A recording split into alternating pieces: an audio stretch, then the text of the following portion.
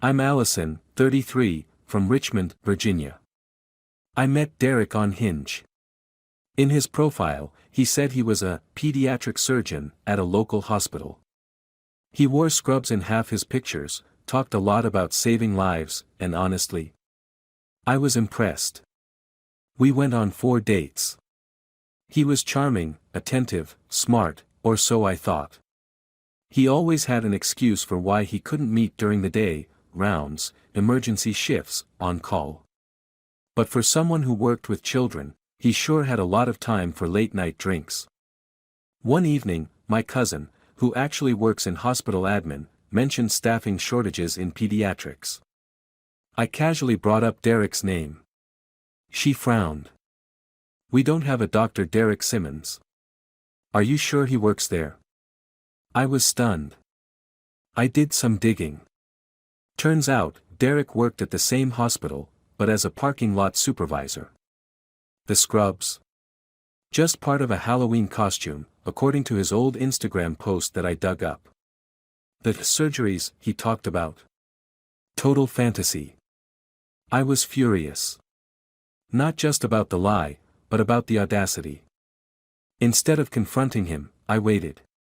The next weekend, I saw him on Bumble, using the same photos. I made a fake profile. Blonde hair. Glasses. Said I was a traveling nurse. We matched instantly. We chatted for 2 days. He told me the same stories: pediatric surgeon, Harvard residency, blah blah blah. Then I asked him out. We met at a wine bar. I wore a wig and big sunglasses. He didn't recognize me. At all. As he started his usual lies, I interrupted him and said, "So how's the parking lot tonight, Dr. Simmons?" His face froze. I took off the glasses. The wig. He looked like he'd seen a ghost. I smiled, slid a small envelope across the table. It had screenshots of all his messages to both of me, and said, "You're not just bad at lying. You're lazy." Then I left. 2 days later, his profile was gone. I should have known better. There were red flags from the start, but I chose to ignore them. When we matched on Hinge, Derek's profile picture showed him in pristine blue scrubs, stethoscope draped casually around his neck. His bio read, "Saving lives by day, searching for mine by night." Cheesy, sure, but it made me laugh. Our first date was at an upscale cocktail bar in downtown Richmond.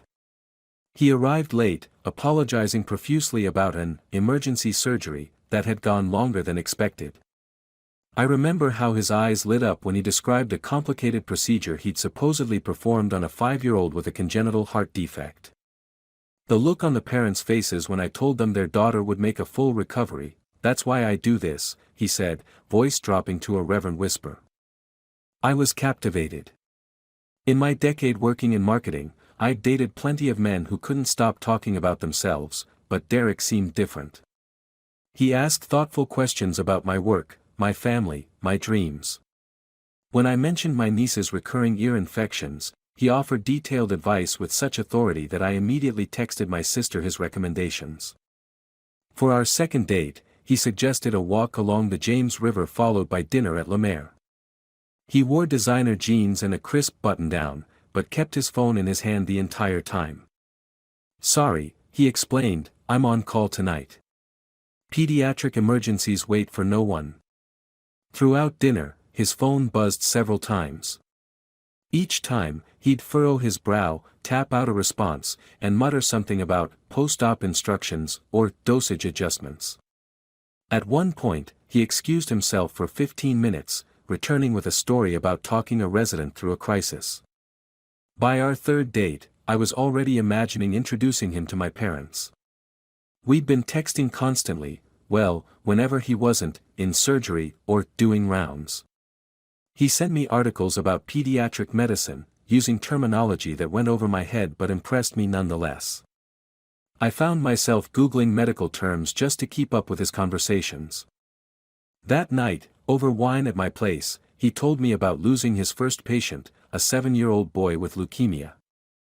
As he described holding the child's hand in his final moments, I noticed his eyes welling up. I squeezed his hand, deeply moved by his compassion.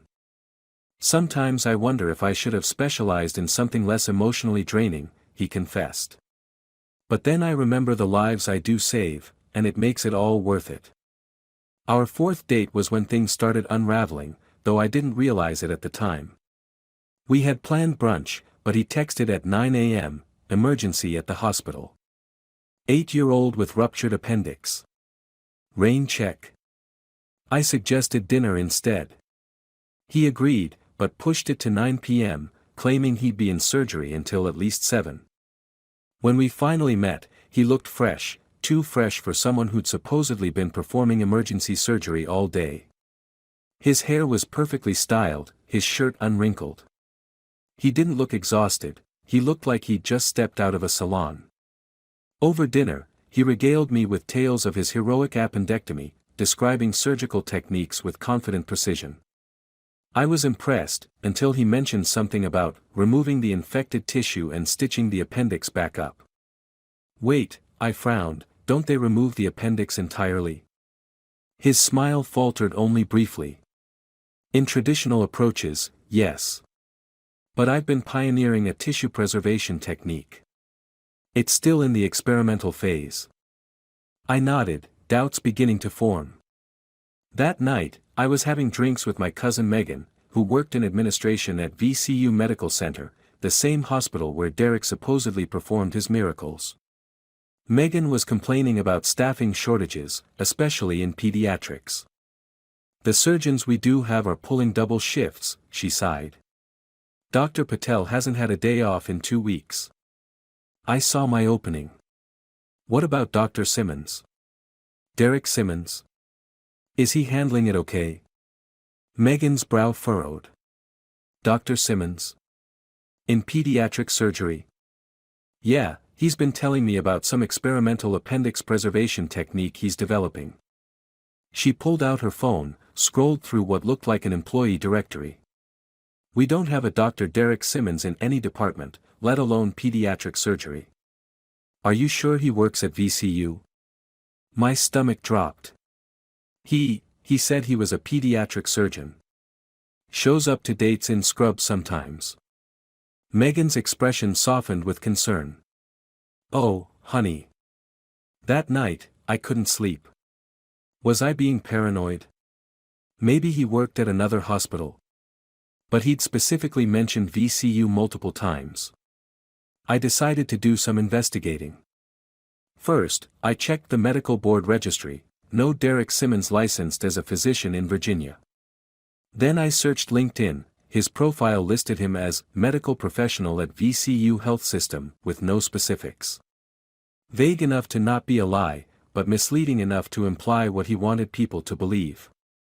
I dug deeper into his Instagram, scrolling back months. That's when I found it, a Halloween post from last year.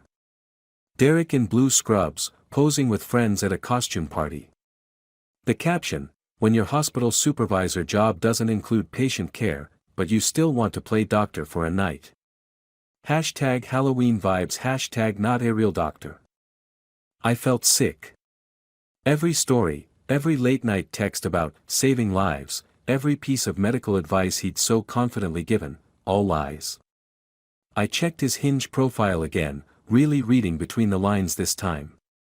Pediatric surgeon was in quotation marks, a detail I'd overlooked, assuming it was just a stylistic choice. I was angry, but more than that, I was curious. How many other women had he fooled? Was he just after sex? Money? Or was there something deeper, more pathological driving his deception? Instead of confronting him immediately, I decided to play the long game. I cancelled our next date, claiming a work emergency, using his own tactics against him. He seemed disappointed but understanding. The life of professionals, he texted. I get it more than most. That weekend, while scrolling through Bumble, I came across his profile. Same pictures, same fake career. Something in me snapped. I created a new profile using photos of my college roommate who now lived in Seattle. I made her a traveling nurse named Sophie, in town for just 2 weeks. I gave her blonde hair, glasses, and an interest in medicine. We matched within hours. He opened with the same line he'd used on me: "Finally, someone who understands the pressures of medicine.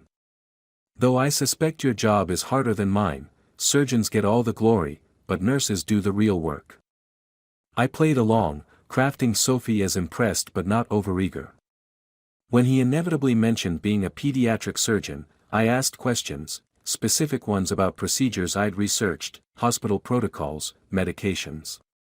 He never faltered, making up elaborate explanations that sounded authoritative but which I now knew were completely fabricated. After 2 days of this, I suggested meeting for drinks.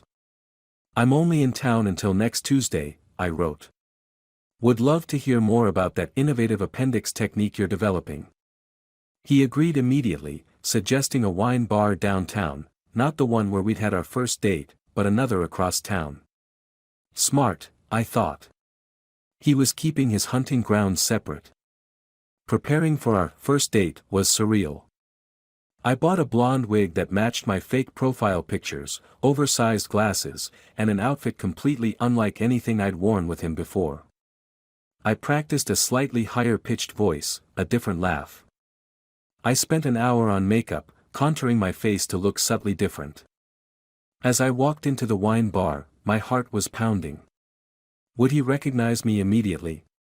Had I made a terrible mistake?